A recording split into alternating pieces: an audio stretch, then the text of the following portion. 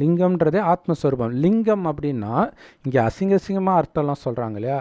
நீங்கள் வடநாட்டுக்கு போனீங்கன்னா தெளிவாக சொல்லுவாங்க, ஜோதிர்லிங் அப்படின்னு தான் சொல்லுவாங்களே சிவலிங்கத்தை. ஜோதினா உங்களுக்கு தெரியும் இல்லையா? தீபம், தமிழ்லையும் அதே தான். லிங் அப்படின்னா ஜோதியின் அடையாளம்னு அர்த்தம். லிங்குனா அடையாளம். நீங்கள் அங்கே நார்த் இந்தியாவில் வந்து பப்ளிக் டாய்லெட்டுக்கு போனால் கூட ஸ்திரீலிங் புருஷ்லிங்கன்னு இருக்கும் இல்லையா? நம்ம ஆண்கள் பெண்கள்னு போடுவோம் இல்லையா? ஸோ ஆண்களுடைய நினைவு சின்னமாக புருஷ்லிங், இங்கே ஸ்திரீலிங் அப்படின்னு போட்டிருப்பாங்க. ஸோ அதனால் அவங்களுக்கு தெளிவாக இருக்கிறாங்க. அங்கே வந்து இது வந்து சிவலிங்கம் ஆண்குறியும் பெண்குறியும் இணைந்ததுன்ற கதையே கிடையாது. ஏன்னா அங்கே வார்த்தையே அதுக்கு தான் நம்ம ஆளுங்களுக்கு ஹிந்தி தெரியாததுனால இஷ்டத்துக்கு அவன் கதையை விட்டுட்டு அதை நம்பிட்டு இருக்கிறானுங்க. ஸோ ஹிந்தி இங்கே வந்துடக்கூடாதுன்றது இதுக்காக தான், உண்மை மக்களுக்கு தெரியக்கூடாதுன்றதுக்காக தான். இப்போ சத்யுக